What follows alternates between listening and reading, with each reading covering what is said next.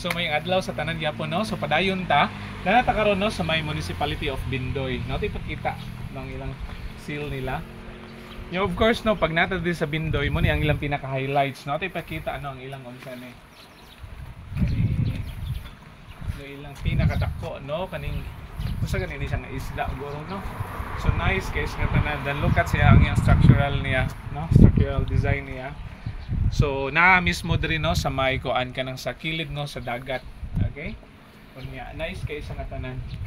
So kabalo na gyud ta if nanata diri sa may Bindoy, mabuti sa may Bindoy kay makita man nato ni no. Kaning dapat tayo na kuan. Okay?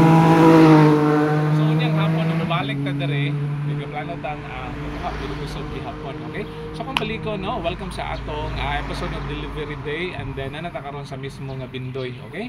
So kita-kita taon niya ano, amping ang tanan, mayo kay init ang panahon nato. Okay? Unya tsada kay ang palibot diri. Okay? Linaw pud kayo ang dagat. Okay? So kita-kita unya no. Bye-bye. God bless everyone.